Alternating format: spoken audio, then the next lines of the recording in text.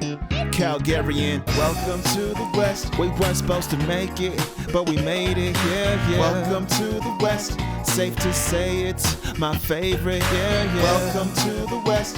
Trying to get paid quick and stay rich, yeah. Welcome to the West, yeah. Welcome to the West, yeah. Welcome to the West. We weren't supposed to make it, but we made it, yeah. Welcome to the West. Safe to say it's my favorite, yeah. Welcome to the West. Trying to get paid quick and stay rich, yeah. Welcome to the West. Yeah. All right, so you see I like to sip on my tequila. We have a Casa Amigos Reposado. This is episode 6 of After Hours YYC. We made it to 6, man. We made it this far. Hopefully we'll have another million subscribers after this podcast because we have a lovely guest this evening. We have Heidi. She is pretty amazing, I think. We'll see after this podcast. But she made this amazing documentary, and I met her before she made the documentary. And she's always talking about this documentary, and I'm like, sure, this documentary, sure. And it was like amazing. You guys watched it. You said it was amazing. You're like, everyone needs to watch it. Everybody needs to watch like it. In Alberta, we're going to get into it later. And in Canada, we'll get into it later. But we'll talk about how me and Heidi met. Okay, guys, don't think it wasn't like the Palace 2002 or anything, because I don't think she was here in 2002. I wasn't. And it wasn't any of those kind of experiences. It was actually my wife was there. My fiance was there. So. Actually, yeah, that's right. Yes. I met both of you guys at the exact same time when you were dating. So we would go to Joey's a lot for like happy hour and stuff because we'd get off work and then we'd go, but it would be happy hour. But according to everyone, I went to happy hour for the discounted drinks, right? Yes, that's right. And 100%. And just for the record, everyone, he ordered a Joey Genuine Draft and a sangria at the exact same time. Yes. And he would like it at the exact same time with the gyros on the way. Yes, and then we get the sushi. That wasn't The pressed sushi. the pressed sushi with the chilies on top. Yeah, that's right. Yeah, which It is was really good, gone but that now. wasn't happy hour. No, it wasn't. That was your thing, though. That was You my loved thing, it. right? Yeah. Yeah. Yeah, I have a lot of things, but Joey's is great, and we were talking about it last week about this horrible, shitty lawsuit that we think is all bullshit. Well, we think it's ridiculous. And we talked about it last week with Christian. Christian was a great guest last week, and you work at that Joey's. You worked, right? You don't work there anymore, or are you still? Yeah, it's been about a year since I've been at Joey's. Yeah, you know what? Maybe the lounge has never been the same because when she worked there, she would be serving 100 people at a time because there would be like this, all the cheap guys going in for happy hour. And then it would get so busy. And then I'm like, you're doing all this? And yeah, and that's how we met. And then That's when our friendship started, though. Yes, it started. There was a lot of respect. You know, I always remembered. I think it was your father-in-law too, wasn't it? At one point, or father-in-law. no. Different girl. Edit. Cut. I don't know. No, there's an older guy that used to bring in some. Don't worry, his He was wife really doesn't nice. watch them. I An can't- older million? He's not that old. I don't remember. Anyway, he Maybe was my- really kind. That's what we're gonna go with. But yeah, Yeah, and it wasn't you. Wasn't me. it wasn't you. It wasn't you. But it was really busy. Yeah, and it's one of those things like it's just Joey Eau Claire is just a pillar of the community, and it really begs the question what we spoke about earlier is how this is going to affect other restaurants in this kind of capacity, because if you open yourself up to these kind of lawsuits from the community, what does that actually mean? So if someone goes in with COVID and doesn't have a mask on, or does, I mean, we really don't know how to set a precedent for this, and they infect other staff members who live together, work together, date each other, and Joey's followed AHS protocol. Yes. So they told Joey Eau Claire that they didn't need to shut down, and they decided to shut down because of certain X, Y, and Z, and just the partners in the building, safety. It's funny, you hear so many other rumors, though. Yeah. It's crazy, That's the right. rumors that go around. It's disgusting. That's right, and that's what really concerns me is, kind of the rhetoric around COVID. I mean, we all know that it is a very, very dangerous disease, and it is something to be concerned about. But I also am really concerned about the data and the recording and, the social media and how restaurants and companies are being represented, and especially in a lawsuit capacity, you're getting into a different realm of jurisdiction. So if you open yourself up to saying like Joey Eau Claire, because 31 people were infected from a customer through the staff members and therefore endangered, quotation marks, the rest of other customers, what does that mean for other restaurants and other superstores and Walmarts? Why are they not being affected the same way? But how do they know that the first person that brought it in was a staff member or was could it have been that customer that's suing? Like, you don't, you actually don't know, right? What I've heard, and just this is just more hearsay, is that it wasn't a staff member. So therefore it was a customer. And that brings in a whole different realm of legislation and conversation that needs to happen.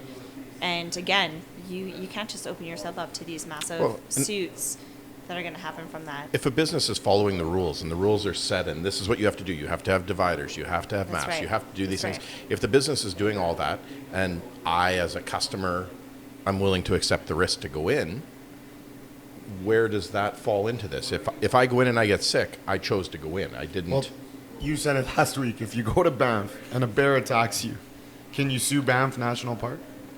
Because the bear attacked you? In theory, you could sue the bear, I guess. Because that analogy would be you'd be suing the landlord. I think this case will probably get dropped. I think so. And if they countersue, it would be amazing because maybe it'll scare them. But if it gets dropped, we won't hear about it. That's the sad part. We'll only hear about it if something develops because that's the way media works. It's sad, but it's not like the worst case scenario. Yeah, I mean, because at the very least, it'll go away and it'll be done with, right? Yeah. Nobody will try and follow. Yeah, that's right. But if it were to actually get some teeth. Well, and maybe it's the thing with, we'll sue you and maybe you'll settle out of court and maybe we'll get $2 million for this group. They should get maybe... No, but they should get a gift card to come back. But you have to wonder, is that part of it though, right? Like, here's your $50 gift card here. Come during happy hour. You'll go farther. Try the sangria. I hear it's wonderful. Get that genuine. Joey Genuine Draft is on sale right now. Man, and I don't know. It's crazy. But you know what? Like we said last week, go to Joey's. Go to Joey's Eau Claire. Support them. They hire a lot of my friends went through the Joey's. Yeah, a lot of them went through the Barlow Joey's. Yeah. And I remember, I'm going to be honest straight up. I remember when I first opened, there was the first 6 months, we're in a recession. It's tough. It's January. How do I pay the rent? And all of a sudden, all this Joey's staff would have one birthday. Mm-hmm. And what they did for me, and everyone's like, always support small business. But maybe, to me, they're not the smallest business, but they support a lot of people in our community. Agreed. And it's just I don't know. It's Joey absolutely built me. There's how much tuition has Joey paid in this life? Well, no, right? It's like a launch pad. Yeah. It literally built me. It's the reason I didn't leave Alberta. I would have stayed. I would have came out here and left if it wasn't for Joey Eau Claire. It's my home. In every capacity, I love that place so much. It's hard to explain. When you leave your entire life and your entire family and come out to someone that's a community that's completely different. Well, it depends if you like your family, and I think you like your family. I love my family. They're great. But it's just a different, you're trying to fit in, you're trying to be a different person. And Joey just is it was that place in Eau Claire for me that was that homestead. And that's why I made the documentary. It's why I made everything. It just flourished from there. Did you know, it's the next question. You're that good, huh? Okay, we don't have we're not Joe Biden here. We're not reading a teleprompter here. We're actually, this is real, all right? We're not no politicians. We're real people here. Wait, you said that line right. All right. Oh, so, yes. SS106 824. Politicians are drinking wine and having fun at the same time. So, with the whole reason why we started this podcast was you guys are my friends, but me and my other friends, because we're diverse Calgarians that love this city, and we're sick of it getting attacked by all these social media platforms. I don't want to mention the pages, but it's always Calgary's racist, Calgary's this, Calgary's that. Well, Calgary's also a beautiful city that has a beautiful population. We talked about young population, educated population, diverse population. So we love this city. That's why we started this. I know we're venturing off and we're talking more about other stuff because the world is in a weird place right now. So when we talk about Calgary, how we've all said we love this city, we love this province. Why did you move to Calgary? For the same reason. But did you come here before you moved here? Or? Well, actually, it was so interesting because I haven't told anyone this. This is, I don't know why, but it just triggered something in my memory. As soon as you said that, is I remember crying in my little car, my Toyota car, in the middle of Fredericton, downtown, before I was going to move out here, and I was like, God, why am I leaving this province? It was a beautiful, beautiful day. I had a great time with my family. I had spent the whole day with my friends, and I was bawling my eyes out. I didn't feel like it was meant for me. I needed to be somewhere different, and I needed to explore something outside of myself. And I don't know how to explain that. It was just something that just changed me. And I remember calling my oldest sister, and she said to me, she's like, I think this is a huge mistake. Why are you even thinking about leaving? You don't have money, you don't have a job lined up, you don't have anything. Like, what are you doing out there? And I remember hearing my grandparents were married in Calgary, and I just said, well, why not Calgary? I want to see where my grandparents were married, and I want to experience Stampede. And then I moved out here, and I never left. And I don't know how to explain it, but it's more of a spiritual thing. Like, you pack up your entire life in a car, a Toyota Corolla. You move across the country, you drive the whole way. And, I had my grandma made a whole tub of muffins and, like, cornbread. I'm not kidding Lucky you. I wasn't in that car. Those muffins would have been gone by the time you left New Brunswick. After like probably around 4 provinces, though, you're so sick of eating the same stuff. And I was like, oh my God, please, God, just get me out of Ontario. I guess if my grandma, when she was alive, if I moved across the country, it wouldn't be muffins. It would be like that a Nutella cooler sandwich. of prosciutto, Nutella sandwiches. Italian Donald's got that emergency spaghetti in the fridge. It's always That's fair. That's always fair. I'm worried about like the apocalypse, COVID, the war. Every Italian is ready. Their bunker in the basement is ready to go. My grandma muffins, though, you could probably live off them because they were like date-centered muffins. She had a whole tub of them. It was like either cornbread or it was like this like date. I don't know what. Did you learn the recipe? No, I still don't know what she put them in. Like, it was just. I know like there's some heavenly. recipes I wish I would have learned. Like I know it's like a guy today's like, oh, you guys make cannelloni, and I'm like, oh, we can. But I'm like, my grandma used to make stracci, which is like, it's not cannelloni, it's a crepe. I probably could have learned how to do it, but why couldn't I just learn from my grandma when she was alive? Because I'm like, I'm going to own a restaurant. I'm going to be a professional soccer player. Because you're at the Palace. I was at the Palace. Or Joey's. Souls or Joey's. Or Julia Claire. So now we're going to talk about why you're just like the perfect guest because of this documentary, not because of anything else, just the documentary. So we were I'm talking. the only female. So yes, but this documentary, like we kind of said it, you like, if you have any questions about Alberta and oil and gas and anything, like, you just need to watch this documentary. Maybe it might not change your opinion, it might, but just watch it. You have nothing to lose to watch it. And like, what's crazy is when you were talking about you didn't want to leave Calgary, you were crying, like, Alberta's so beautiful. Then you have people that were born and raised here and don't even appreciate it. They don't know, but maybe they don't know. Maybe they're misinformed. And these are just some points that I took from. These aren't my facts. This is the documentary. Did you do this kind of homework in high school or what? No, man. I never studied. But this documentary was so good, man. He wouldn't be sitting here talking to us if he did. Man, in high school, bro, I was a pro soccer player. I was going to be a pro soccer player. Right? Did you hear that? I was a pro. I was going to be a pro. So close. Just all the guys that knew me like, no, you would never have been a pro. You're 5'4". Closer to the ground, you can change directions fast. You know what? The one thing I would say, you were saying if you love Alberta, if you're from Alberta, I would say Canada instead of Alberta, because it does go into a lot of talk about, how it affects the rest of Canada too, not just Alberta. I know. And we talked about this last time. I'm going to talk about it later, but you just start to appreciate your province a lot more. I know that sounds bad, but you try to start to appreciate your province a lot more than. Hi, Vince. How are you, buddy? You're going to go through the camera? Well done. You're in front of the camera. Welcome to SS106. Everyone's a customer. Welcome to After Hours. We always care about small businesses here. It's okay. So this might be the guy that, wears a mask and doesn't. You have to watch a previous podcast to get that. Anyway, so now we're okay. No more jokes. This is a serious conversation right now. Right, Mr. Lobello. Everything good over there? Tommy, is your vodka good? So we have a live audience today, and it is before 11, and they are outside on the patio. So the one thing last week we talked about political correctness, right? And the first line of this documentary was, it said, our current government in Canada believes it is politically incorrect to use our own oil and export it. So I'm like, what the fuck, man? We've been talking about all this stuff, and it all comes together. So these are just some notes from the documentary that I took because I studied. That's Roy Green. Okay, see, she's got the facts back. I'm just gonna. She can back you up. She can back up anything. Yeah, I can. So 5 to 6. This is, I think, when the bankers were talking. Were they from BMO or Royal Bank? BMO. Yeah, those guys were really good. Yeah. Really good. So 5 to 6% of Canadian GDP is directly from oil and gas, but there is also a lot of indirect contributions from the oil and gas sector, which is. That's Mike Mazar. Yes. Yeah. Oil and gas is 25% of the Canadian stock market. So Canadians need to understand this, not just Albertans. Say it again.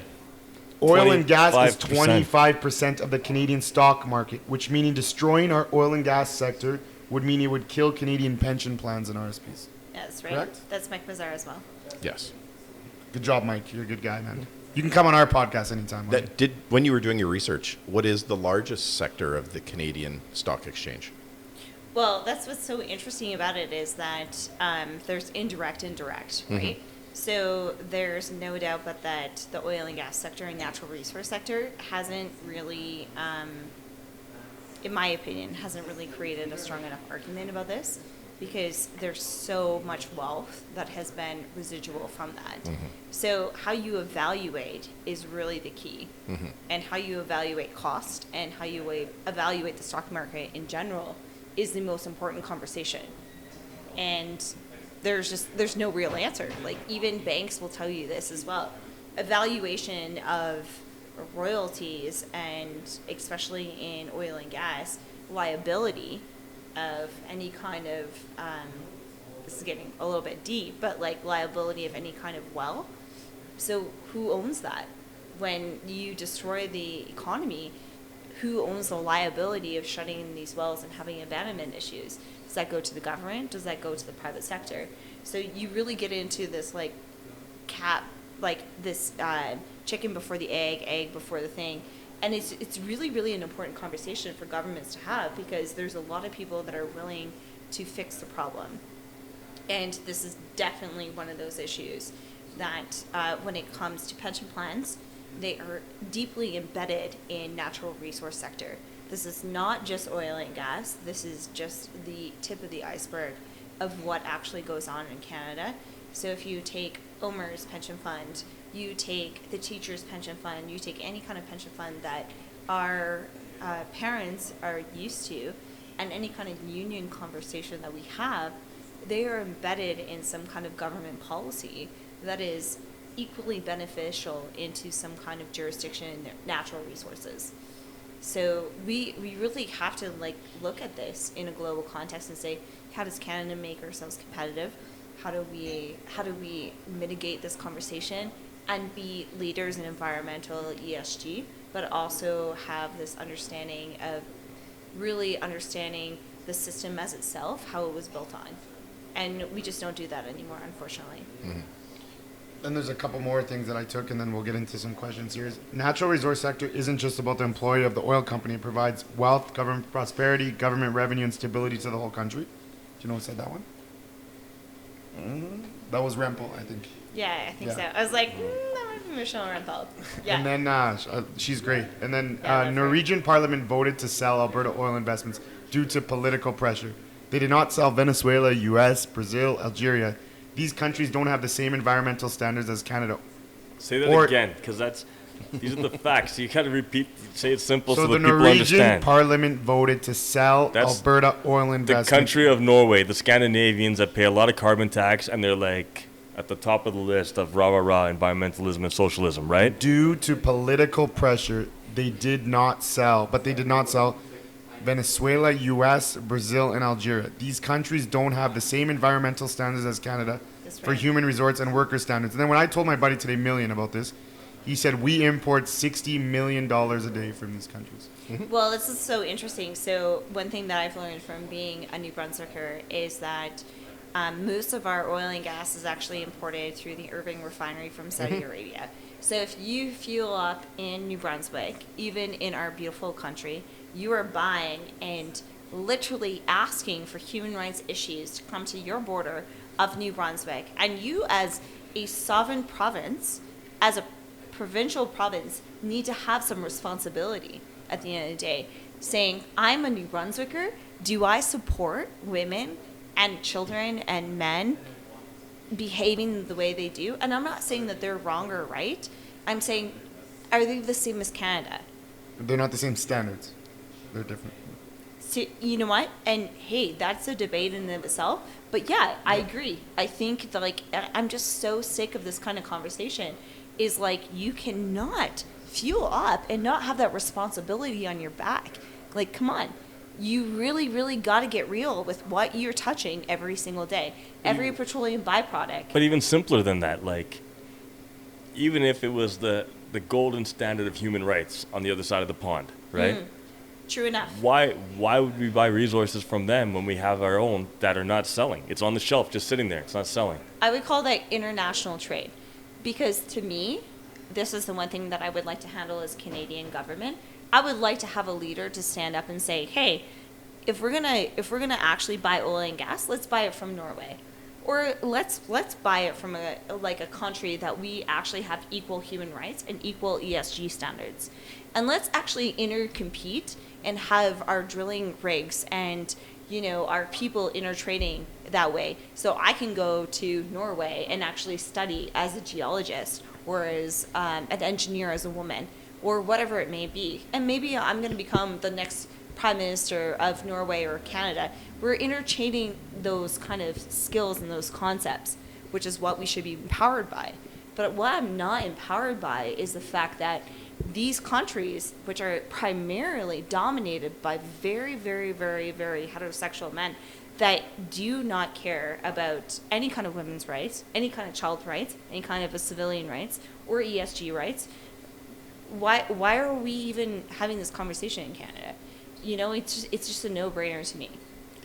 You gotta really break it down for Canadians, and unfortunately, that's the thing that we get lost in with politics and the media is like we don't have this kind of concept of what's real or not anymore because we don't actually attach ourselves to. So this are kind of our stuff. virtuous people that are fighting so hard for the environment? Are they less concerned about human rights? Are they less concerned, are they less concerned about the environment in these other countries? Like, what are the environmental standards in Venezuela? You've worked around the world. What are the environmental standards in the Middle East? What are the environmental standards?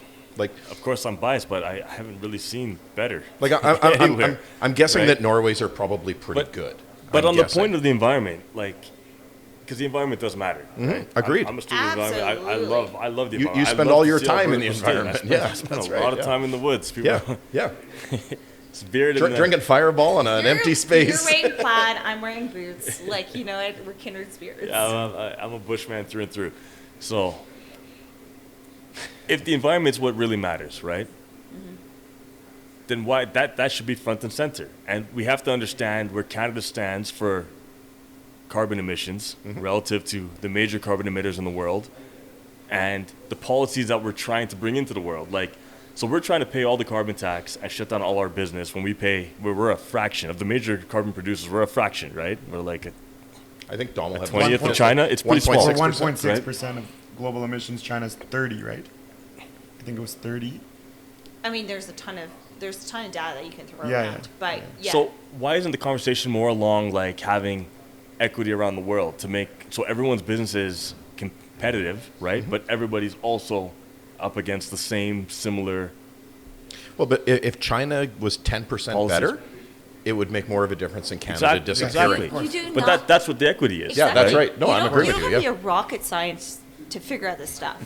Like, this is the thing that bothers me so much about this conversation. Like, we can get into stats, we can get into data. Like, sure, Like, let's go for data. But for do we data. have when we talk about the economy, we want to tax the rich more. Why? Why is that? right? Well, they got the money. Exactly. But So who- so then take no, that the same question- logic and apply it to the environment. Like it's this But the question is, though, hypocritical. who are the rich, though? Are they the bureaucrats? Or are they? No, but I was just using that as an example. Like if you Yeah. like you tax the rich there's more money there. So like the people who have more of a carbon footprint, they need to do more, right? Is that the Leonardo but DiCaprio. is that I was gonna say, is that the people in LA? So this is the thing about globalization. What kills me about this conversation. hypocrites. I grew up in this liberalism. This is exactly what I studied in school all the time. You know, you tax the rich to feed the poor. That is a beautiful concept in and of itself, because you care about people outside of yourself to make a difference. You know, and I think we always need to understand that. To build community, you have to make community. And it's something that I've always lived and died by.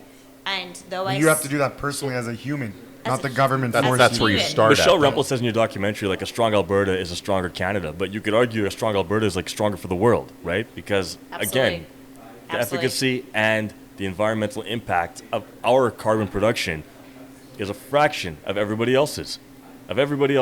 100%. Yeah. And I think the idea at the end of Everybody the else day being the top 10. is like self-sustaining. It's so interesting to me as like an East Coaster. I identified as like an anti-conservative, anti-everything growing up, and anti-Alberta, and now I am super Alberta. Like think- I can't ever imagine living outside of this province anymore. I can't go back to my hometown because in my province because I don't feel the same way. What happens when you do talk to your family and you're this passionate about it and you believe it this way? What happens when you talk to them? Well, they're mixed. Like I have, like my mom, my dad, and my grandma, and my grandpa are super great. Like I love them to death, and my two brothers. So I'm like, I have 5 brothers and sisters, but I have a lot of issues in my family. Like I have my brother-in-law that doesn't talk to me because of the documentary, and I haven't seen my nephews for a couple of years.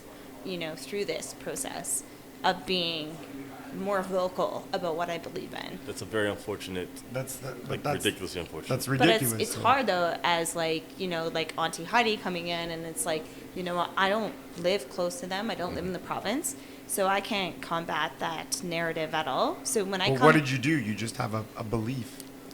well, I come into my family, and unfortunately, I feel like a stranger in my family, and a lot of times, like when we have family reunions and things like that, like I'm definitely the outcast.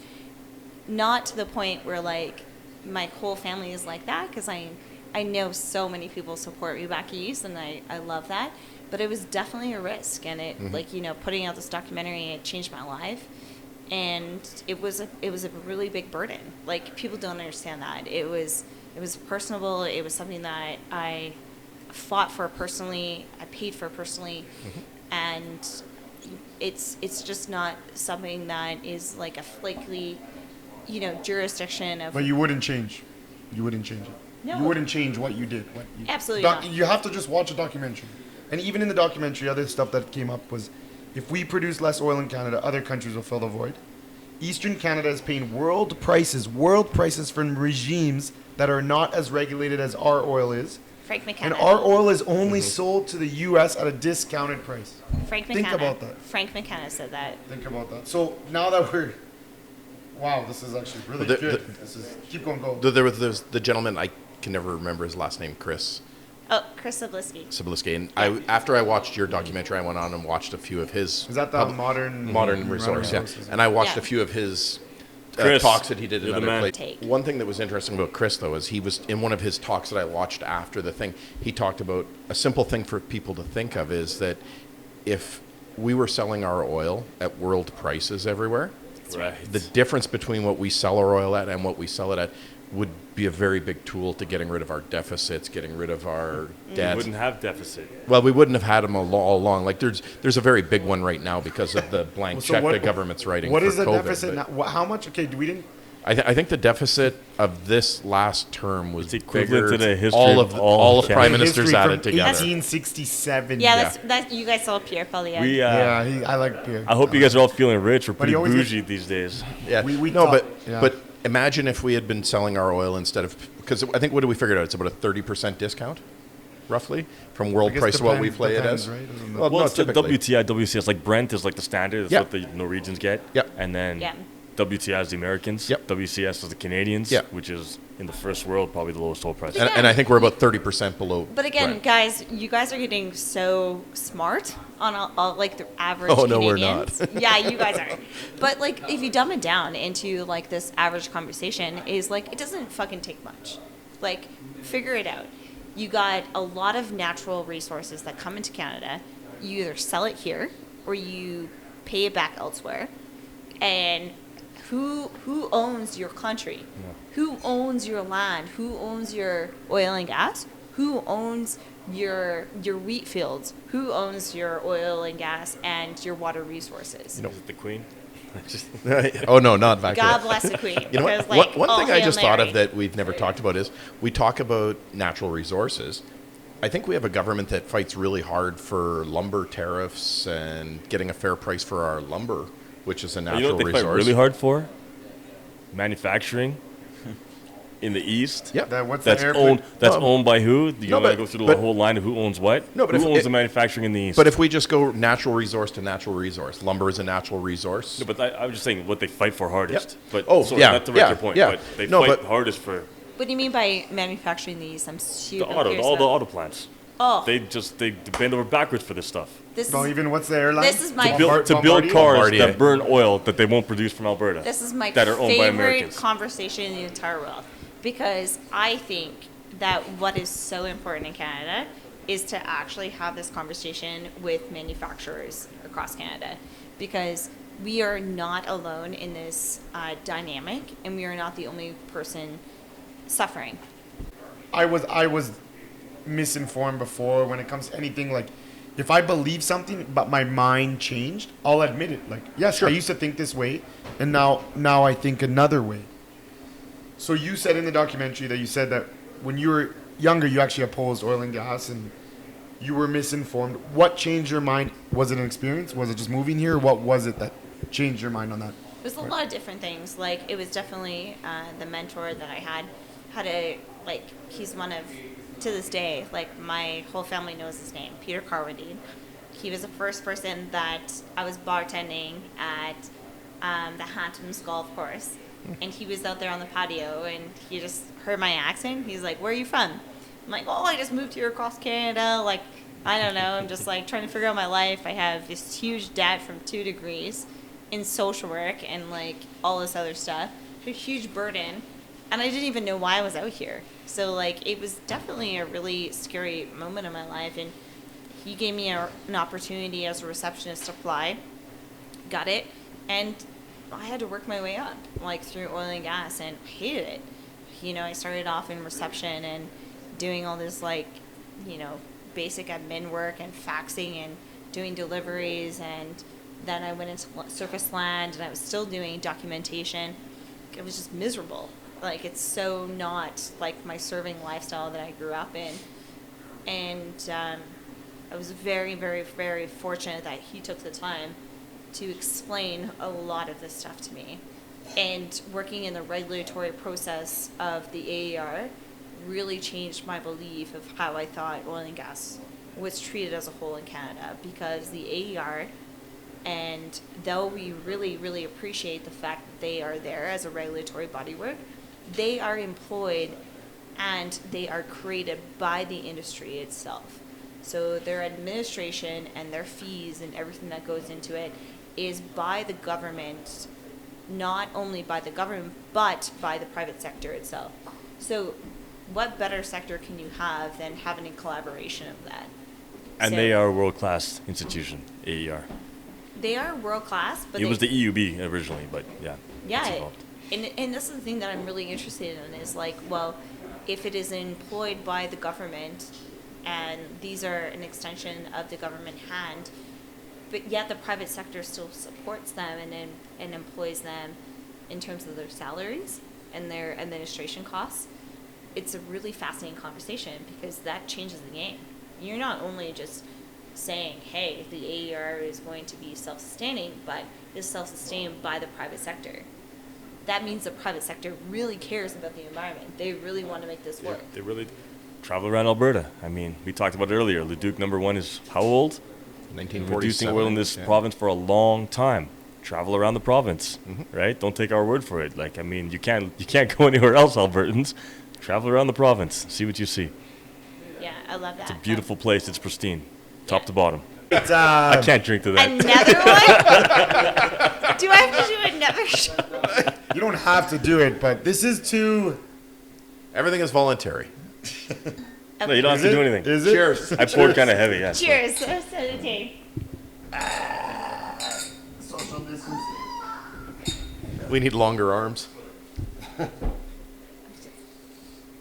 Okay, so we've been talking about all this oil and gas stuff, how much we love this beautiful, beautiful city and province.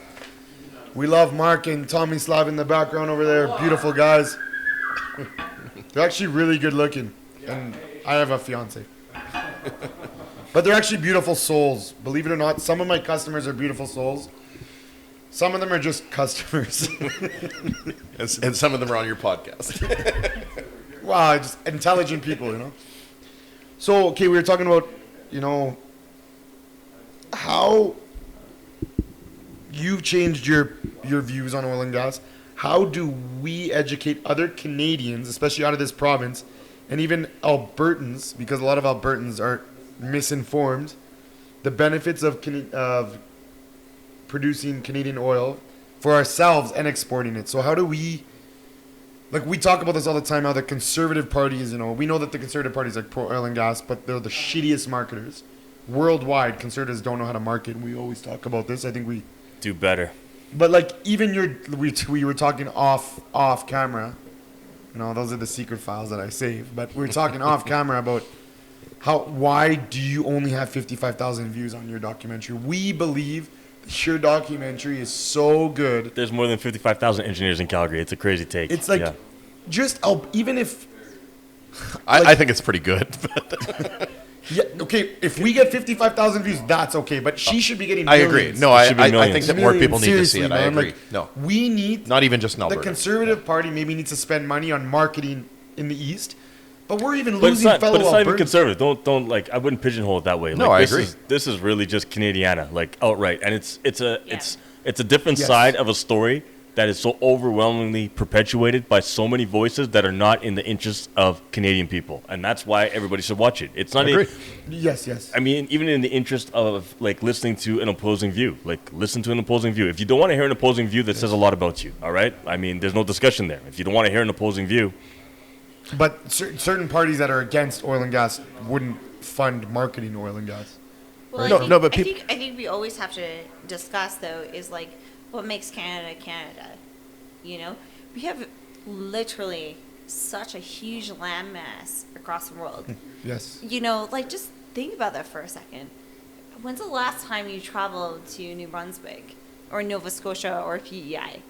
When's the last I've time? never been. 10 years ago. Yeah, it's like a 5-hour plane ride to 13 hours Newfoundland, ago. or not to Newfoundland, to It's huge. Nova Scotia. Yeah. I go Well, now there- we're And not that's allowed. the furthest, They the have a furthest bubble. east I went. That's right. That's They don't. right. They don't want us. They don't like us. Dude, we can't go to BC. It's But I've been I there. guess we can't go to I've BC. been there twice a year for the last few years of my life. I have lived out here in Alberta. I have made always a dedication to go home for Christmas. And the first time in my life, I couldn't go home for Christmas during COVID. In 32 years, I've never been home around my family. It's so crazy. Like, you So don't she's understand. Heidi's 32 years old. That's exactly it. I'm 32 years old. But it's so fascinating to me because, you know, this conversation is not provincially based. It's what our federation is based on. It's this like community But aspect. has our federation ever been more divided? And it goes bigger, like Massively divided. it's kind of crazy right now. Massively Everyone's in divided. their own. Literally, they use the words, the rhetoric, the bubbles. Everyone's in their own little bubbles. right? Absolutely, and you're not wrong about that. You're 100% correct. And what the documentary hopefully highlights is this fact that when we are stronger as a country, we're stronger Canadians. And we need to like have a little bit of nationalism at the end of the day and a little bit more of like a love for each other. Because, you know, my favorite part of the film actually isn't about like all the rhetoric that goes on. You know, it's the last 5 minutes of the film. And it gives me goosebumps to this day.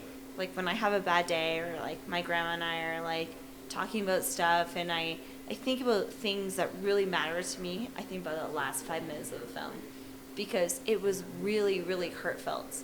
You know, it was about Frank McKenna saying, like, I am a Canadian first and a New Brunswicker second. Mm-hmm. And when he said that, it just literally floored me. It floored me in my seat, and I said, "Okay, great. Good job, Frank. This is exactly what we need to do." I see. We discussed this last week, and and Christian, great guy. He says, you know, like I feel more Albertan than Canadian, and like we always talk about we're pro Canada, but when does it get to the point? Because I feel. Is like Albertans we do feel alienated in some ways. Mm-hmm. So when does it go so far politically where you start, okay, let's talk about some of my people I know that you lost a job for 2 years because they're alienating a sector of, which is huge in this province. Mm-hmm. Where does it get to the point where you're like, I'm Canadian, but I feel more attached to Alberta, which that is horrible because we talk about divide and conquer, but where does it get to the point where you say... Well, no, but the bitterness is like, again, back to those facts. Our consumption of oil keeps going up, all right? And worldwide, globally, yes. We have an entire industry. Nationally. You can speak to one province, but really it's an industry that's struggling in this country, right? Yet our demand for that product in this country is going up. Exactly. And we would rather buy it for somebody else. That's like saying... your brother's going hungry, and you'd rather go to the neighbor. Yeah, so then and spend your money there. But that's and so like there's this, and I mean the leadership is a very important position, right? Because that rhetoric really matters, and there's a lot of derisive comments being made from our leaders on every single level. I mean, provincially we see it, and like across party lines. It's not just like conservatives and liberals. Like, I'm pretty sure.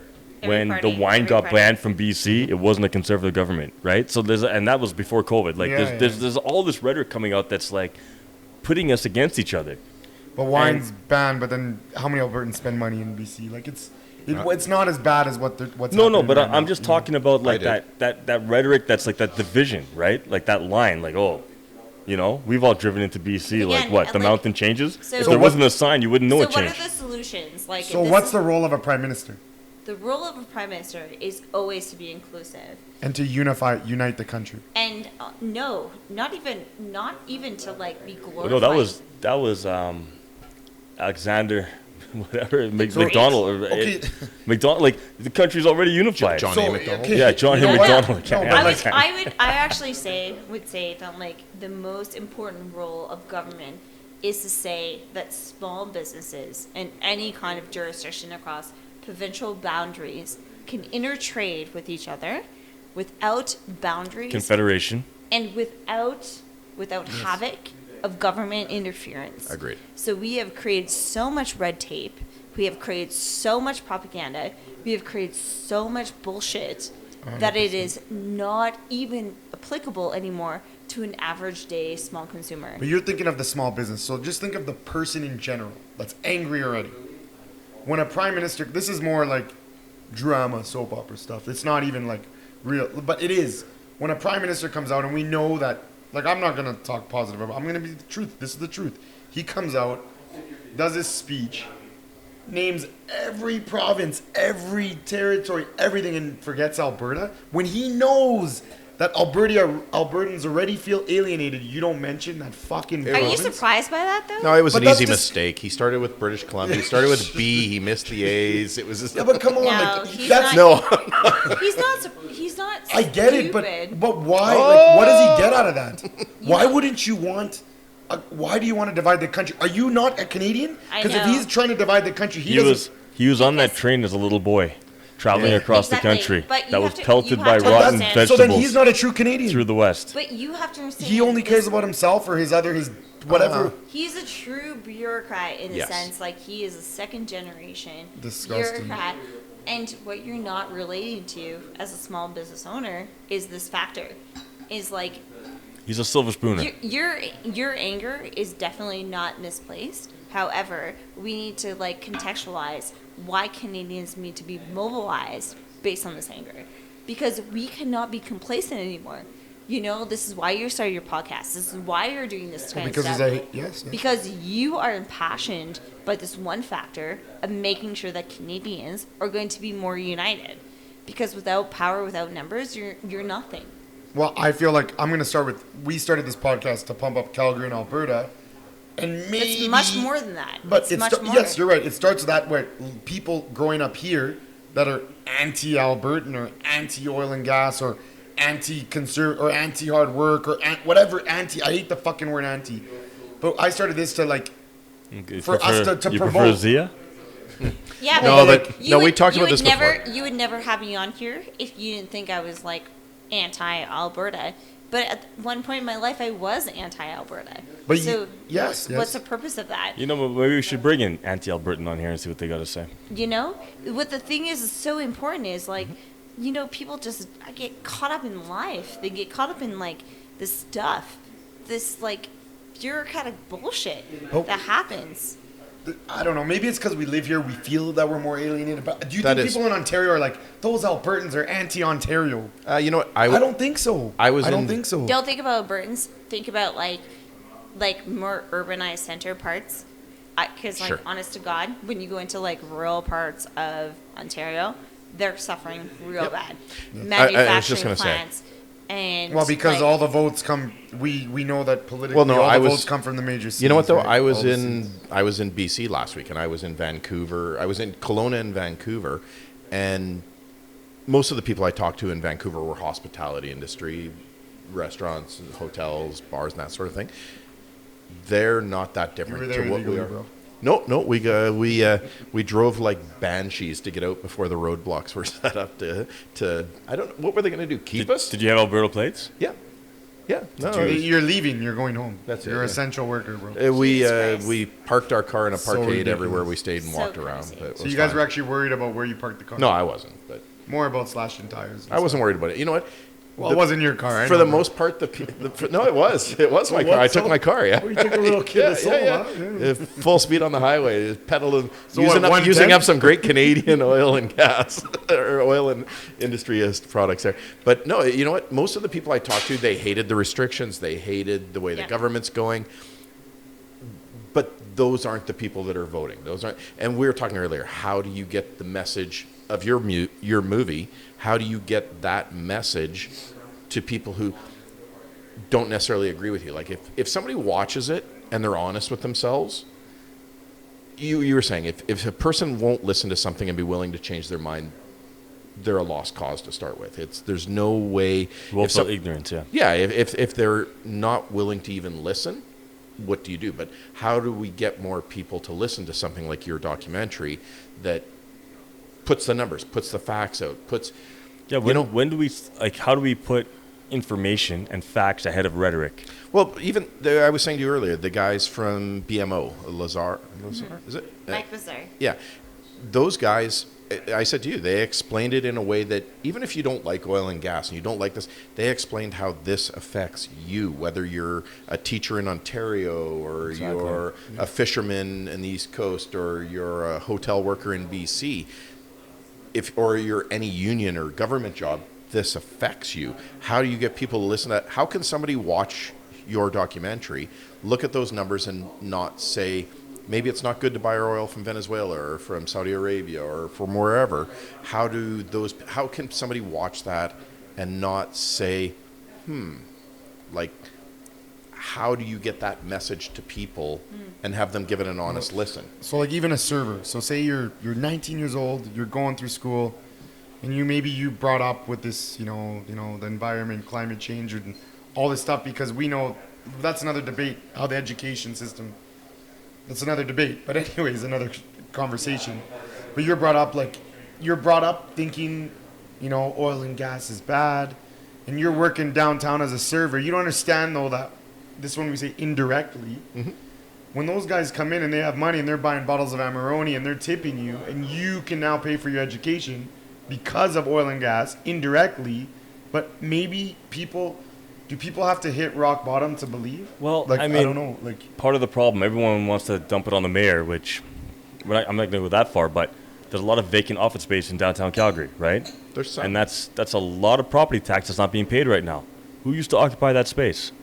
Where did that money come from? So to your point, like that's how it all affects everybody. That's everybody. If you're a property owner in Calgary and your property taxes went up, it's a direct result of a depression in the oil patch. Not even property taxes going up. They are inflated. That's a problem. They inflated. So, like municipal, provincial, federal, these guys need to fucking understand, like at the end of the day, it is not just about them. You know, we covered a story last week. It's like, you know, if like a local government is inflating property taxes by 700% to a local family business, how they can compete against Shell or how they can compete against ExxonMobil or Husky. They can't. The reason is they bail in. That's why we see the boards up. That's why we see everything going on. And we see, you know, like right in front of my house, everything went under. It's just it's really sad. It's really, really interesting from bookers.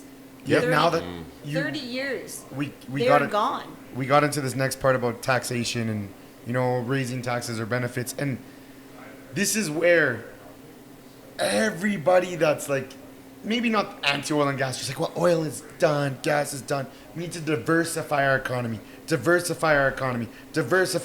Sure.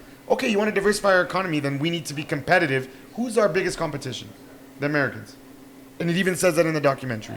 It says, if we're going to compete, corporations want to go where they're paying less taxes. It's all about the money. Yeah. You're going to raise corporate taxes. You're going to raise all these taxes. We don't compete with Texas. We don't compete with these states. So just like a lot of these oil and gas companies, they went to America, less red tape. You said it, red tape, regulation, and taxes. So people always think raising taxes. In America, though. Well, yeah, they could slowly. But if all of a sudden the Democrats keep winning and they keep raising taxes, then we can compete. But you have to compete in the. I would argue a little bit with this is like we need to understand more about Canadian politics because we focus so much on American Democrats and the Republicans of like how we're gonna like run our own businesses. And that's great. But we need people to invest in Canada, right? That's right. And there's no doubt that capital is hugely invested from the United States of America. We both know that. Yeah, the oil game is federal. It's very federal. And it's not a child's game anymore. You really have to be very articulate and you have to understand how powerful these kind of natural resources are. You know, we're not in this game to play for spades and spades. But it's the nation making resource, right? Yeah, that's like right. that's what oil stands for. It can build a nation. Not too many industries have that kind of power. That's right. Oil's one of the only ones. That's right. So it's kind of interesting that we could sit in a democratic Western society, right? Yeah. Full of skill and resource and a lot of oil in the ground and have no functional ability to be competitive on the world stage. It's really weird. It's weird and also it's very vulnerable. It's not okay because what we're seeing is not even oil and gas like we've talked about before is we have across uranium, the board. We have petroleum, we have, you know, sulfur, copper. We have all these different mining industries that have been happening in Canada for a long time. Who is regulating that kind of jurisdiction? What Canadian government is actually proactive enough to care about the miners that are going through that program? And then also, how do we compete in a global standpoint? How are you making the standard better? How are we making it more competitive? The simple question is like, do we want to be puppets or do we want to be self-determined? It's straightforward. I mean, we're definitely puppets. What's the reason why? What's the major reason? We said, like, you know, our oil is politically incorrect. And well, what's the reason? It's always about. Leo told us it was. So in the end, it's about the environment, right? But it's only politically incorrect to us. But why? Because it's financially incorrect for us to get full price for our oil from the Americans. The Americans buy our oil for a deal. How could we run the biggest deficit in the history and not automatically just use your biggest cash cow? It's a really weird time. It's like we're going to run this huge deficit, but at the same time, we're going to increase taxes, right? And further depress the industry that was our it still is our number one exporter, but depress it. Well, right? and like that thing was, if we were selling at the world price, we wouldn't have a deficit. But the whole thing just from that. the whole thing is environmentally. That's what it all comes to, carbon tax. Why are they doing this? Because our government says it's. But we're carbon leaders of the top 10 carbon emitters in the world. Exactly. We're the only ones that have a carbon tax. Of the top 10, nobody else even has a carbon tax on that top 10 list. No, I know. Like we're smart. We're thinking this way, but most Canadians, or not most Canadians, Canadians are thinking like dirty oil. It's bad for the environment. Do they not think that way? Canadians, hopefully, COVID rules relax a little bit. Come to Alberta. Come check it out. I'm Drive around. See what we're dealing with here. I'm trying to talk fall simple. in love. I know that we That's get right. this, That's right. but I'm I trying agree. to talk simple because maybe people don't understand that So 10 to 20% emissions of a barrel of oil are extracted from the ground. The other 80-90% is the consumer. So you, as a human being, Crystal ne- Lucy. you need to decide. Like there's so many. The oil and gas industry spends more money protecting the environment than any other industry in Canada. Michelle Wampum.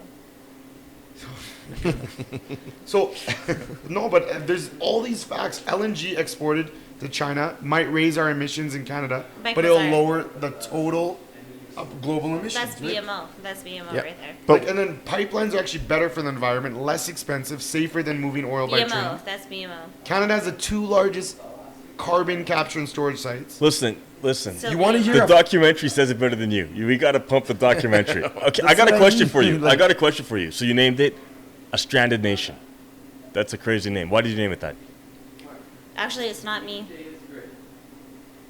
Well, elaborate. Like, tell us where that name came from. Like, because that's incredible, actually. Like, watching the documentary. I mean, that's literally how I feel, right? Like, we're stranded. We have all the resource, and we're literally stuck.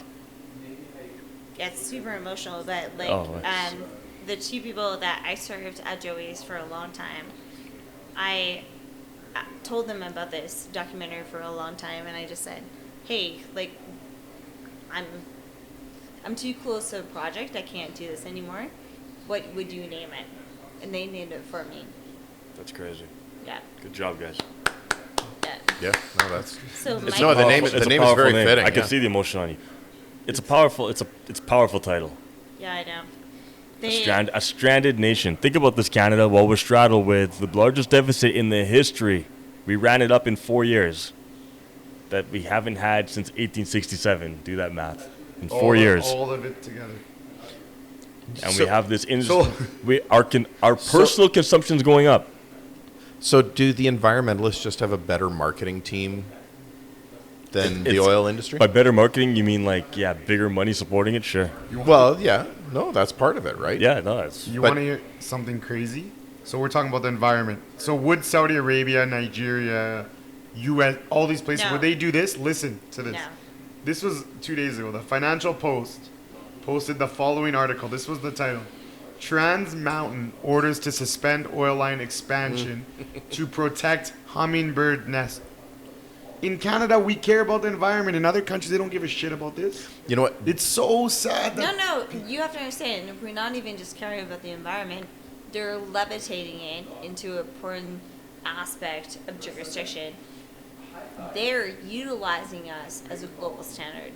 They understand that we are super fucked up. They we're the get it. puppets. They get it. We are the They're second. exploiting us. No. Look at this. We are the second largest landmass in the entire world post World War II. What does that mean? What does that mean for Canadians? What does that mean for the environment? What does that mean think about for the wealth we should have as Canadians. Everything exists here, right? post World Everything War II? exists Yes. here. We have lumber, we have minerals, we have oil, we have Everything. gold, we have diamonds, we have people, we have resources. Everything that you Everything. need on planet Earth exists here. Okay? Plus, we're a Western society and we're educated, and allegedly we have a peaceful government. There's no wars breaking out. Like, how are we? Why is there no Canadian automobile? We have a reasonably Right? stable. Why are we not? If the environment matters so much, and electric vehicles are going to save us all, how come we're not manufacturing electric vehicles? We don't have the population base. You don't need population base. It's You do. business. Sweden has cars. No. China has Sweden's cars now. China. Well, now. Yeah. Who Oh, invented no, the Volvo? It wasn't no. China. No, I agree. But where is it now? Yeah, but And that's but that's the stage we have to compete on. I don't know that we need to make cars. I don't think we do. Pick pick and choose our spots. I'm not saying that we need to make. I'm just saying, like, how come we're not leveraging Agreed. all the resources and all the skills? Manufacturing Like, wise. Yeah. there's a lot here. Like, A lot of who people should be use. able to compete? And there's only 30 million people. The second largest landmass. We're still 30 talking about million the same people. issue. Is the same issue, which really fucking fundamentally really bothers me, and I'm really scared about, is the fact that no federal government has ever acknowledged the fact that we are the second largest landmass in the world. Does that not sink in for Who a lot leads of me to believe that Canadians? we're puppets and always have been. That's how I feel about it. Yeah, Agreed, It yeah. makes me really bothered by this because, history has always been unsacrificially very rude to people that have big land masses. We all know this. It has been super unfriendly to people that have a lot of wealth. And we don't even have a military to defend it. And yet we just Exactly. maintain this large border. Who has the, Interesting, right? Large border, and that's another conversation. But the thing is that, like, I'm really massively concerned about is, like, just this blue collar movement that we have just taken away from our culture. It's dissolved, like yeah. They have bred and they have worked for us. They have died for us. They have manufactured for us, and they have bred for us. And it's time to show some honor. Well, and let's go 10, 20 years in the future. Who has the world's largest supplies of fresh water? Us. Think about that. What's going to be after oil? Water. 100%. So 100%. are we gonna keep it in the lakes and And on a not? podcast long ago, we already talked. They're already bottling our oxygen and sending it around the world, right? Yeah, no, that's Damn right. fear. No, but if you No, look at water, it's like even above us, like we need to start really arguing with our government, saying, "Okay, you can't just like sell that off to China for bottle of puree." No offense, like I love Stephen Harper, but like I don't like what he did with that stuff. Like it sucks. It really sucks. And more forward than that, it's like we need to fucking be more proactive. We need to be very proactive about our natural resources. That's it. If you feel like we feel, hit us up in the comments. Hit like.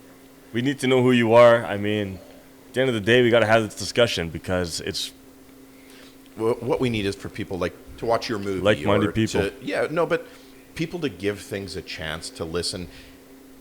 If somebody can't sit down and have a discussion with someone else, we've talked about this a million times. You and I can talk about something. At the end of it, maybe neither of us. But Dan, you're the man. No, but maybe neither you of us. learn something from a We conversation. may You not might have learn changed a our little mind. bit. That's right. You might learn this much. And everything in history, everyone thinks that things happen in big swings, and one thing happens one day, but it's not. It's thousands of little pendulum swings that go back and forth, and we move an inch at a time. And all our experiences are completely different, so we're gonna have completely different stories. Well, and you know what? Somebody from New Brunswick is going to have a different true. look at it than somebody from Vancouver. Right now, we're or kind of Alberta. balanced because you guys are both from the East, and we're That's both right. Calgary boys. That's right. Yeah. But none of us are in the same industry, so it's really interesting. Although you really went to bat for mine, so I always will. No, but people need to see things like your documentary. People need to have these discussions. If logic prevails, instead of the marketing and the pushes of, the emotion and how you feel, because you know what? But you can get past that. Like you said, you were anti-Alberta, anti-oil. You were all of those Yeah, things totally. until you saw it in your life and how it affected your life and how it affected life in the country, and you saw that and you changed. If people listen to it, it's hard. All those facts and numbers that you took from the movie and you're talking about. Well, it reassured my stance. But like when I watched it, I'm like, holy shit, I thought this way, but did I know, You know, or was it so- just articles I read? well, no, but some and people- the more and more it reassures what Some you people say believe. that's your confirmation bias. They'll say you're watching it because Right. it confirms what you say. Right. Yeah. But can someone who has a different viewpoint look at it and have a reasonable debate about why it's wrong or, or why it's research right? one of those. yeah, 'cause it's and true. that's research it. that's an excellent point, That's Dan. the- Like that's what we need that's to get to. exactly it. Like, I'm not even trying to change your mind, but watch with an open heart, and then let's have a conversation because that's all it is. That's all it really has to come down to. This is what makes me so Debate it impassioned responsibly. by this impassioned conversation, though. It's like, like if I have to lose a couple of my nieces and nephews through this conversation, which I have Which is through crazy. relationships, It's horrible. Which is shitty. you Yeah. have no idea how that feels in terms of I like can't even. that's a burden I have to face, being a part of this kind of conversation. But I'm happy to do this because I feel like this is the right path to do it as. And I empower myself to say, this is what I want to teach them. Heidi for Prime Minister. No, not even. Not even. She has to get a teaching degree first. And Be a drama do a teacher. couple of drama Not a drama classes. teacher. I would never do Oh, that. come on, low blow. Never is always going to be the most beautiful province in the entire world. Alberta's the transition, right? Like, you started the Atlantic Ocean. There's some beautiful stuff. It kind of blew my mind. Like, I did the Cabot Trail a few years ago, and it's really beautiful. It is. I love But the it's Cabot Trail. still not Banff or Jasper or Waterton. Like, these places are on another level. Like, I would they're agree. phenomenal. And they're big, high, rocky mountains, right? Even in BC, they're beautiful, but they're not as rocky as the Rockies in Alberta. You know They're why? very rocky here, right? Because you, But if we go back, and we're talking about it, if we're going to get people, you know what? I bet you would love to have somebody come in and debate you about it. And you know what? I'd be willing. I'm willing to change my mind. If somebody comes in and tells me something that they can make sense and they can bring facts and they can give me numbers and they can say this is why you're wrong, Yeah. I'm willing to listen to it. So is the other side. Are they? There's a strong take of like what you believe and what you know, right? And what you know can only be backed up by facts, but what you believe, that's got an emotional attachment. It does. Yeah, well, I mean, we got to grow up and be mature now. Beliefs are only beliefs. They're not tangible and real. But how come the lumber industry doesn't suffer like the oil and gas industry does? they're not Because they're the targeted guys yet. out cutting down trees and. Well, they're not targeted yet. Remember? No, but why? But They were okay. in the 80s. Think about the world and like how control works, right? You can start any business under the roof, but you can't own a casino unless they approve you. You can't own a sports team unless they approve you. Like the real money, the wealth, it's controlled. You can't own a bank unless they approve you, right? You know what I mean? You can make a landscaping company all day long. No offense, Dom, but you can make a restaurant. But you can't do things that have real you can money. open one, but then you're not allowed to open it. The real money. And so that's what the oil represents. The oil represents like a function of change, I agree with right? that. It's a Totally function agree of with that. change. It's we know how our world works. It's a material world. Follow the money. So then is it other regions that don't have it? Is that why it's so easy for them to say, Well, okay. For example, we 'Cause don't want to build what's the view in pipelines. We don't want to build Newfoundland? pipelines. yeah, So what are we doing instead? rail lines? Right. Yeah. Do powerful people own rail lines right Yes, now? they do. No Follow shit. the money. Who owns the CN Rail? Most of the CN Rail? Bill Gates. Well, Warren Buffett, I think, is the But biggest. Bill Gates, railroad. after the last election, The he bought. Rockefellers. But Bill Gates, literally, you can Google Bill Gates, Railway Canada, and it'll be like, Bill No, Gates is no the biggest kidding. shareholder of CN Rail. No kidding. But like, what? Like, It's who fucked are, up. Who But are that's- who are you kidding at this point? Like, these people are just so enthralled by Bill Gates and are Justin Trudeau's and all the Trumps of the world. How do you actually mitigate this kind of conversation? Like, Are you even allowed to have this conversation? We gotta start to realize. Like, that's why I say like it's not about Alberta first. Like the people, the common man in Quebec is no different than the common man in Yes, Alberta, yes. I right? met Their a lot of- politicians don't speak for them any more Dude, than our you're politicians right. speak for us. In Or Mexico, Vancouver, I anywhere. met a lot of guys that own Like- businesses, and they're so But done with the everything. people need to man. wake up, get woke, get No. woke. I know it's a cliche, but get woke, people. Like inform yourselves. You got to read books. don't You got to you- follow the Actually- news. Like you got to do these things. Actually, Otherwise, get- like what? You just want to go through life every day. Like look what's happening. You went through Yeah. life every day, right? If you're in my generation, and look at the world we're in right now. Did it get better? But don't get- think about when you were a kid in the '80s. Did the world get better from the '80s to 2021? So then, at what point are you going to realize you have a functional part to play in the way that your life is working? Like this is the stuff. This is Amen. this is what inspires the hell out of me, man. This is where I get really passionate. Like, what the fuck? That's You right. know? Yes. When are we going to That's right. realize it? It's all fucked right. up. It's all That's fucked right. up, and we keep like. What are we talking about? The government and the parent-child relationship? We're going to keep being children? You're going to keep being children, just doing what your parents tell you? You're going to freaking wake up and realize. Start paying attention. Inform yourself. Like, there's no other So way around it. if There's you- no other if- way around If it. you were to change one thing, what would it be? One thing, what would Like, it be? in what context? That's so broad. I know.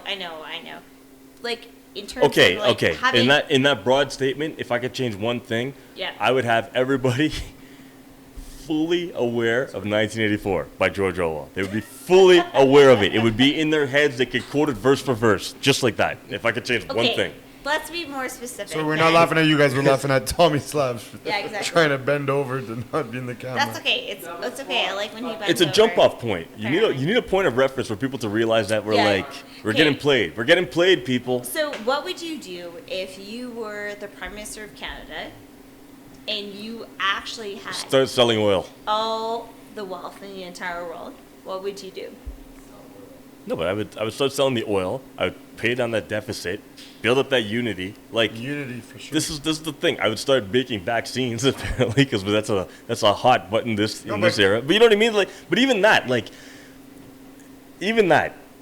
America has 300 million people, all right? And we make fun of their healthcare system for generations. My whole life. The first thing, I was born and then I laughed at Americans because they had a shittier healthcare system They than us. have a bad healthcare There's system? more. They got more vaccines. They vaccinated more than 30 million people, dude. It's our whole population. Yeah, they like, were how doing, the hell? They were doing 1 million people What's a the day. point of our awesome healthcare system? We can't even vaccinate ourselves. So okay? I think- Biden today. You know what Biden said today? If you're fully vaccinated and you're not in a crowd, whatever that means. But anyways, you're not in a crowd. You don't have to wear a mask. He was reading No, a but teleprompter. who cares? It doesn't matter. He said that today. If you're not, and they've never closed state lines. You could travel all through America all the whole damn time. Okay. You could travel there and not have to quarantine. Dude, I cannot go to BC. I cannot go to property I own. Yeah, I can't go there. Okay. Right.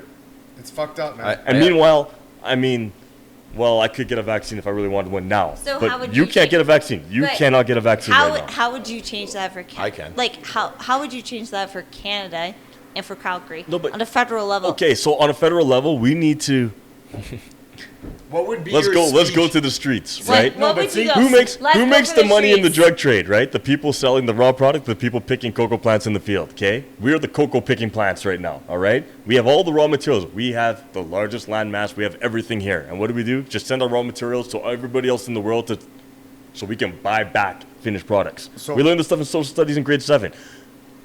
Start exporting. Take our raw materials. We have the ability to take raw materials, turn them into finished goods, and sell them. We can take that. put But are we refineries- talking about oil and Where's gas the or value of a COVID good right go, now? right? The No, raw oil and material, gas, I think. right? talking about oil Not and just gas. oil, the whole world, anything. whole It world, doesn't matter. any product Anything. we have. Furniture. Why is IKEA Export. in Sweden? We have the wood. We should be selling furniture. Yeah. Why are we selling wood? It's a very simple thing. Like, we should be selling the finished products. Do we do it? No. Okay, so as a Prime Minister of Canada, how would you make it different? Because what's so interesting... I would invest in Canadian companies that sell finished products. I mean, that's the simplest way I could sum that up. Okay, and then outside of that, how would you make taxation less? What I would do is I would open Canada up to Canada, like you said earlier, get rid of interprovincial trade problems. I would reduce the size of government. And that's what you I need, though. agree You 100%, need we need to have the smallest government that can get what we need done. We don't need to have things overrunning each other at different levels. What does that mean, though? Like, once you have government being smaller, do you think that they're going to support us more? No, They're I gonna don't know. support I us think less. that No, but we're the government. So what do you mean? We're supporting ourselves. Yeah, in theory, that's the way that Hypothetically, works. yeah. That's the way it works. But, like, logistically, we pay into these taxations, and then the bureaucrats literally Okay, for work example, in our, carbon tax. work in our favor. I don't like carbon tax at all, but think about the carbon tax and the credits. We're going to pay them the tax, and they're going to give us the money back. most of it. You see the layers of bureaucracy there? It costs money to send money and take money back. It's not like this clean transition. It's not. Well, we talked about this earlier. The bureaucrats are always there. Governments come and go. The bureaucrats don't go anywhere. But, like, couldn't it the be- guy who's the head of roads? But here lower the in carbon town- tax. Why would you be like, I'm going to charge you $10, take your 10, and give you back 7? But- it's because ridiculous. they don't care. Charge me 3. So It's I- cheaper Okay. to charge me 3. Well, and also because it looks like they think they can say they're doing the right thing and that they're doing what the world needs, and that's part of this marketing thing. I'll have one so we can finish strong. Oh shit! So you know what? Pour your own first. No, Thank you. that's very. Just give me against a- my- It's very little Canadian tap. of you. Would you like some, or you still have yours from 3 hours ago? No, I'm good. No, I'm it's good. the clear one in front of you Yeah, there. I'm good. I'm good. That's why Just she us. left the industry. She can't keep up. Oh, Yeah, you wish that was. says happy hour. Says your Joey Genuine draft and your sangrias. Yo, man, I just kept it real. Man. This is where The she turns one on thing you. With me is though, My hat's backwards right now because I'm keeping it real. Yeah, right? he loves Boy, the state of yes. realism. He always does everything. I he hit does. record, right? All right. God bless. Yo, you drinking already, bro? Or was it? Cheers. Cheers. No, you're just cheap Keep like it happy real. hour. Keep it real. Salute. Yo. I'll send you the invoice next week for all the drinks you had.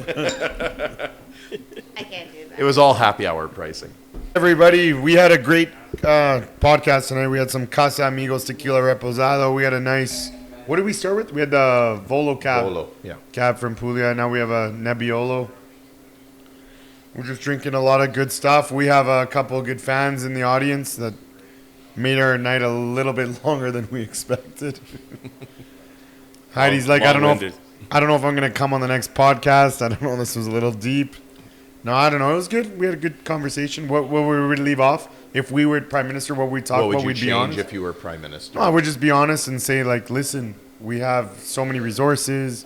We have educated people here. Let's make our country more. So much talent. More So than much America. talent. Do you think it's Canada's possible? got talent. Do you think it's possible to be a politician at a high level and be honest? Well, if you're too honest, the media will probably attack you. Well, no, because, everything that we look at, like we look at these things, there's two sides to all of these subjects, and they're trying to play both sides most of the time. How do you balance that and do the right thing? I talked about it last week, and I was like, what member of the elite, what billionaire is talking to the counterculture right now in the world? Yeah. Who is that person?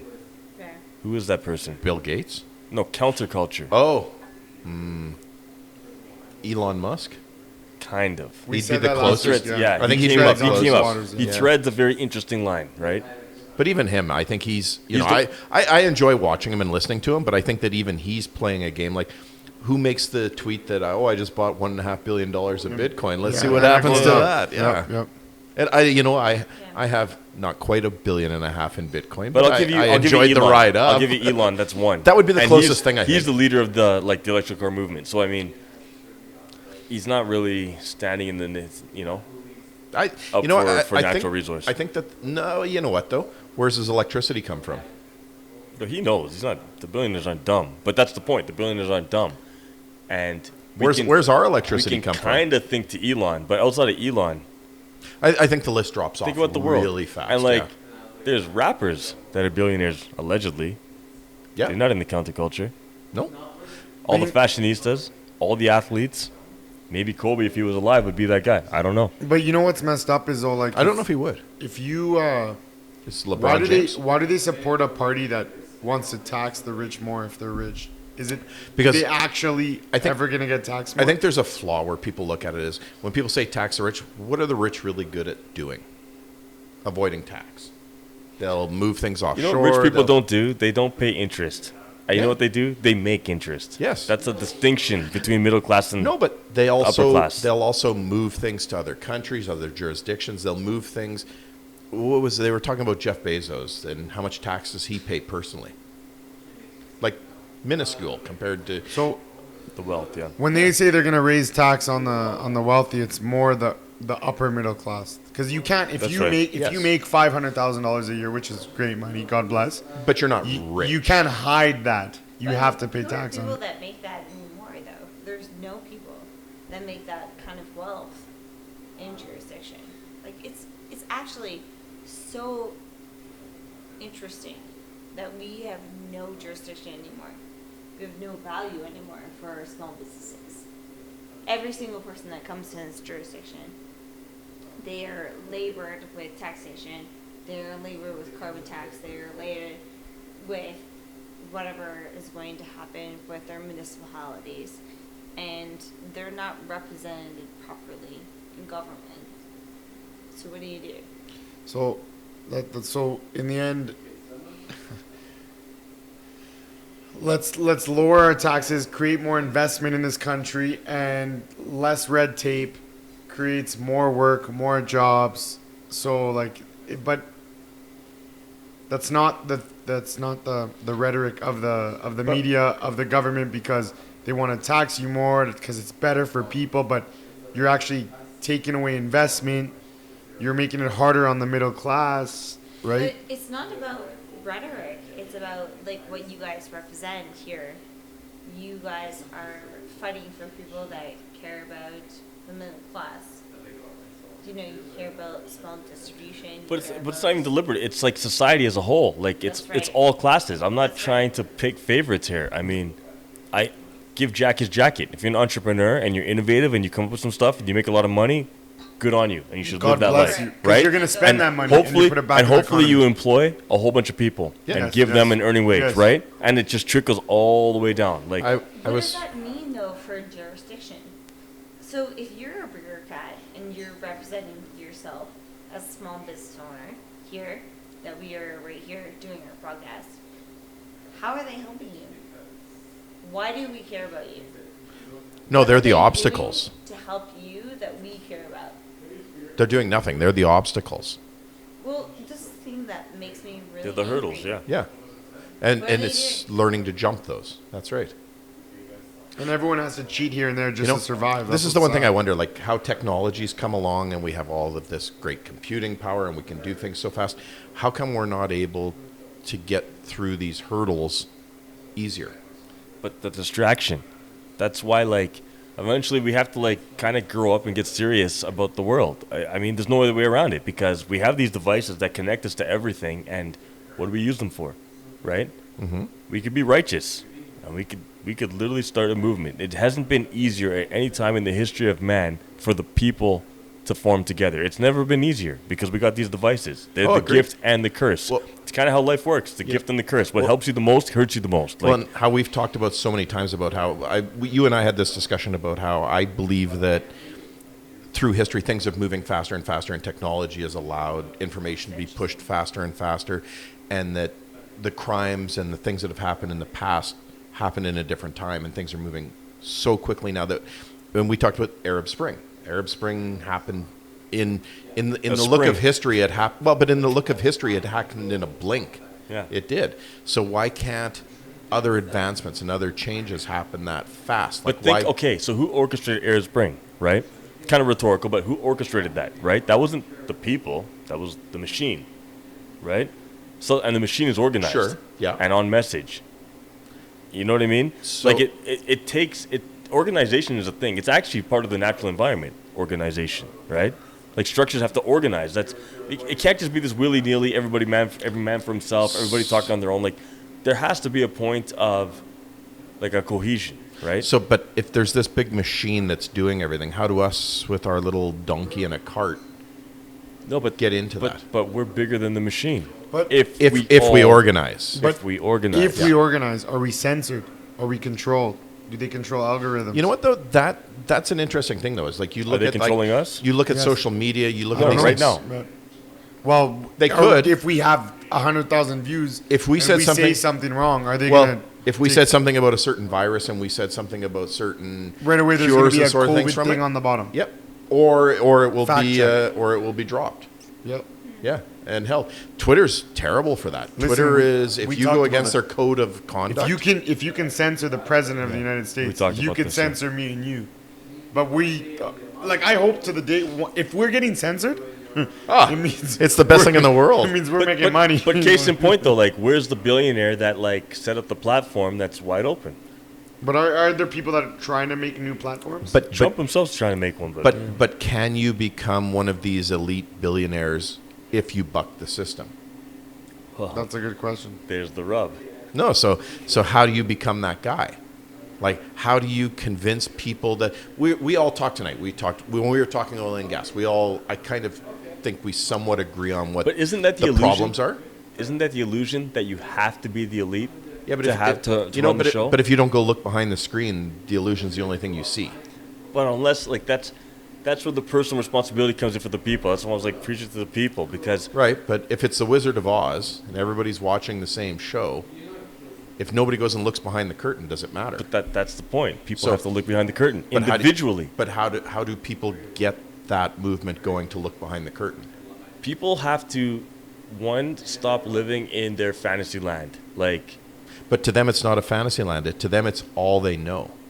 You were saying when That's you were in the Maritimes, Yeah. you saw Alberta a certain way. And it wasn't until you moved here. And if you still live there, say you never moved here, say that little Toyota Corolla never got loaded up with all of your possessions and you didn't head west, you would still, I'm guessing, believe the same things you believed before. And it was you coming here and seeing this and living the life here that changed that.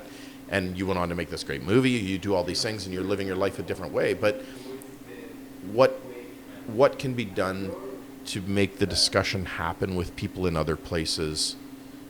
What can get people to watch your movie? It kills me because every single time I think about this is just about like who we are as people. Look at that behind you, right there. Yeah. How's that any different than the war? No, like, look again. To me, that reminds me a lot about the war. That movie is actually, that's Malena. It's actually a great movie. So that's Monica Bellucci. And it's amazing because, like, my grandparents and everyone that grew up in the war, it was such a beautiful era for them. That's actually from the war. That movie Yeah, was based but was on it- the was- war in but- Sicily. They had such a beautiful. Was there more beautiful hope then, take. though? Or more, did people think that there was more of a possibility of change, or that there was Or was there more solidarity? Like, Maybe. remember, the Exactly. divide Yeah. and conquer. Yeah, the yeah, divide and yeah. conquer is a Salad. thing. And so Yeah, that's part of our Solidarity. hopelessness is like, we're not even east and west anymore. We're No. like west No, splintered look at into that. subsections. Like, it's, beautiful. Are we in It a is. war right now and we don't even know? yeah, the Cold War never ended. That's how I feel. It never ended. That's actually so. Her husband went to the I war. agree with that. You guys got to watch that movie, Malena. So she was treated like, they thought she was a whore. In those times, you couldn't dress like that. Oh, look at this girl running around, but her husband was in the war. It's a great movie. It's called Malena. And Monica Bellucci is great. It's based. You have to, even if some Italians have to read the subtitles because it's in Sicilian, right? Because in Sicily, because Sicily was a big part of the war. Yeah. It's actually a really, really good movie. You know, That's- I don't even want to watch it because it makes me so disgusted. Like the fact that women probably were treated back then. Yeah, but I don't know. Like, you have to think of. Yeah, but what doesn't kill you makes you stronger. I suspect that's why women are, like, so tough. Women are Right. tough. Women are like. Like, my grandma, I look at my grandmas, both my grandmas, they're like the strongest people I know. Even in, always in the Italian household, the man's the strong one. But when I grew up, Who runs the household? my yeah. grandma ran. She was my grandpa. Like, yeah, he's the boss, and she would make him feel like the boss. But my grandma was the boss, and both sides. My grandma was like literally the boss, and like I don't know, like I'm so sorry. I really, really wanted to say that, but that's exactly how I grew up too. and even Yeah, like no, even that's- even with my fiance now, it's like I always talk about this concept like feminism, and I don't want to be like all this feminism, but like my fiance is such a strong woman, and like so like how can I say, like being a strong woman is actually that's Monica Bellucci as well, but my fiance is a strong woman. When you have a strong, confident woman, like women, you could do all this work to your body, but a strong, confident woman is the sexiest thing that any man wants. And like confidence and being strong, and there's a difference between like I'm a feminist but being just like, I'm not putting down any women or anything like that, but being it's a strong not even woman. about women, though. If you really break it down, Yes. it applies to our politicians. Strength and Strength, yes. originality, being yourself. It's the sexiest thing on the Yes. planet. It's what it's about. But even right? even We were True to talking yourself, about we were talking about our buddy Ralph. Like, it's what it is. But even now that you joke about this, when we were younger, we'd always talk about like, I remember guys would be like, man, we're 19, 20 going out, Palace, because, all these clubs in Calgary, you were in here, but there was a lot of great clubs in Calgary back in the day. So all my There were. buddies would be like, when I'm single, man, girls just like want nothing to do with me. When I'm in a relationship, I think because it's that confidence. fair. You're right. It's fair. It's a fair. confidence. Like, you're Energy. super excited The energy, about that. right? fake It's it. the energy because you're not faking it. So like, a grandma, grandpa, cousin, like the whole values of you have something. So you were talking about family earlier. Like it's like when you have that backing. Like, okay, I have an issue, I'm gonna go talk to my cousin. I have an issue, I'm gonna go talk to my dad. When you have an issue, like you can talk. Like I have friends that I consider family now, because having that support, having that like like to me, you guys are family. Like these last couple, don't get emotional, don't cry, all right? Don't be a little bitch, all right? But in the end of the day, though, like We were just where we got roped in.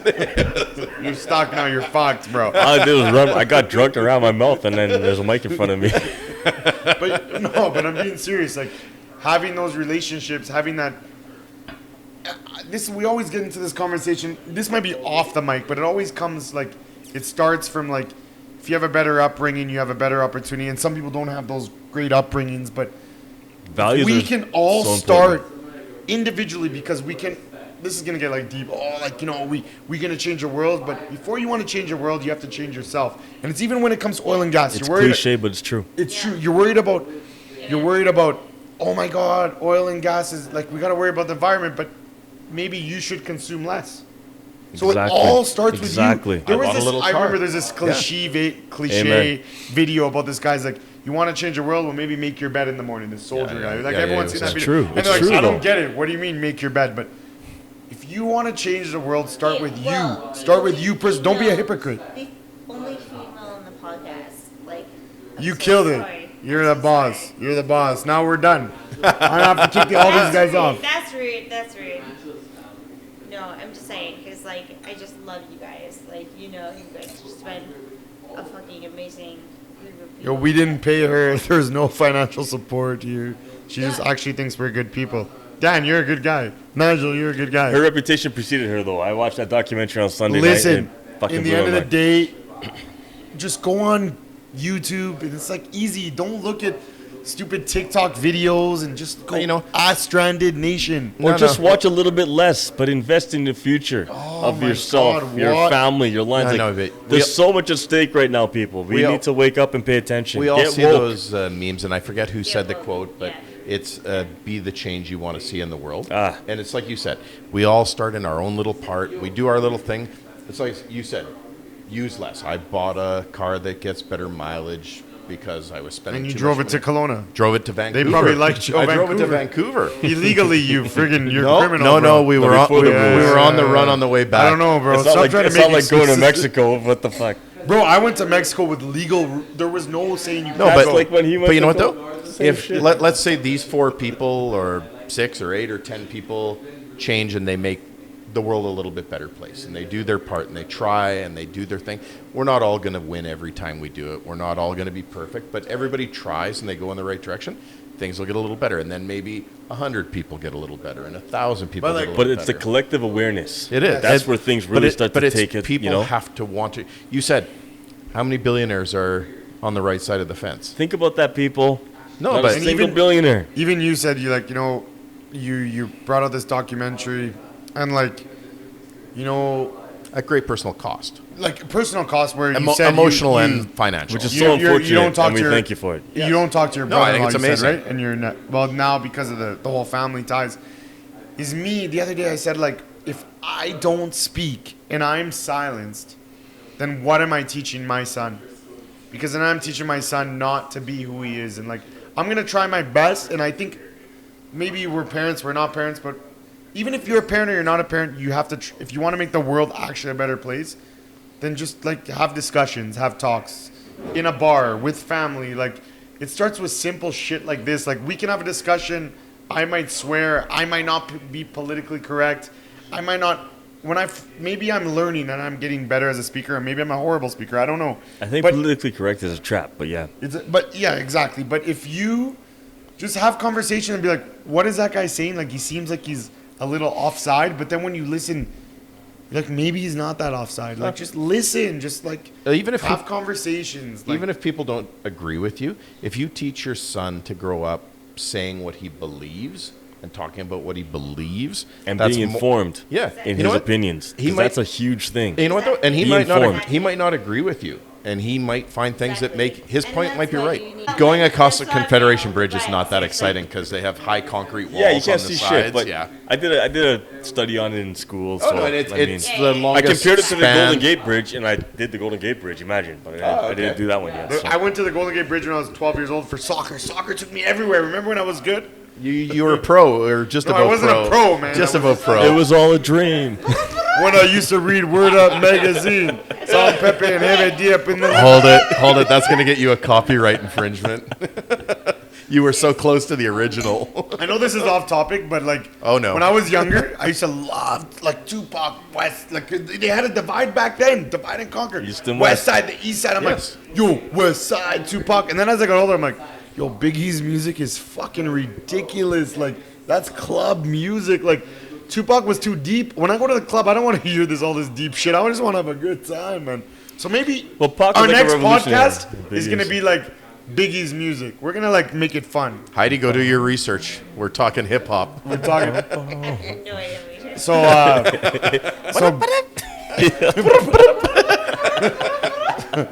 So you guys. So like, I don't know if we're doing. I'm bird assuming in New calls Brunswick, like country music is really popular. no shit. But I thought Alberta was like redneck. It's everywhere. No, it's not a real thing. Okay. You know what though, man? Like I think I'll tell you this. I own a pair of cowboy boots, and there's a hole in the sole. And it's not from a pair of stirrups. It's from two-stepping on the pavement in the tent. Oh. I thought you were talking something deeper about there's a hole in the soul of country music or something. I would love to have that kind of conversation, but like I'm so interested in just like this. what's this? It's tucking your boots into your pants into your boots. Yeah, it's called the real. You know, I've never You owned get cowboy judged by the boots, Albertans. and I was born and raised in Alberta. Does that make me like not an It Albertan? is what it is. It's a bit sad, yeah. No, dude, he's got some Converse kicks, man. This guy's like hipster, man. He's the oldest hipster I know. Dom, the boots are gonna add like 3 inches to your height, dude. It's all Oh good. shit! Oh, give me those boots, son. Here we come, 5'9". Yo, I think 5'9" is a great height, you assholes. What's wrong with 5'9", man? Absolutely nothing. Listen, I'm gonna tell you something. We talked about it earlier. It's not about how you look. It's all about confidence. Yo, this short motherfucker has confidence. That's why I have a beautiful fiance and a beautiful son, because I have confidence. You know what? He just brought the facts. He did. Yeah, exactly. I might edit this part, but I got the Welcome to the West. We weren't supposed to Heidi, make you're it, welcome back but we anytime. made it. Yeah. Well, Welcome Beth, to you have no the wine West. in there, man. Safe to say it's my favorite. Yeah. Welcome to the West. Trying to get paid quick and stay rich. Yeah. Welcome to the West. Yeah. Welcome to the West. Yeah. Welcome to the West. We weren't supposed to make it, but we made it. Yeah. Welcome to the West. Safe to say it's my favorite. Yeah. Welcome to the West. Trying to get paid quick and stay rich. Yeah. Welcome to the West. Yeah. Welcome to the West.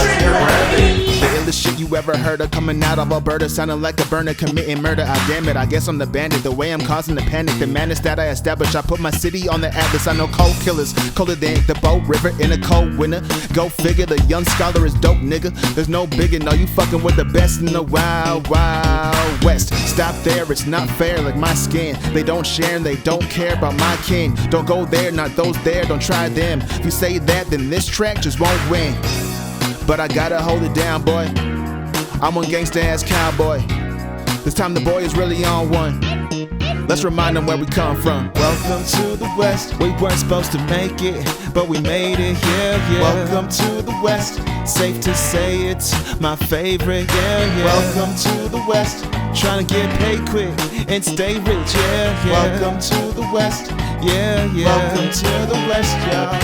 Welcome to the West. We weren't supposed to make it, but we made it. Yeah. Welcome to the West. Safe to say it's my favorite. Yeah. Welcome to the West. Trying to get paid quick and stay rich. Yeah. Welcome to the West. Yeah. Welcome to the West, y'all.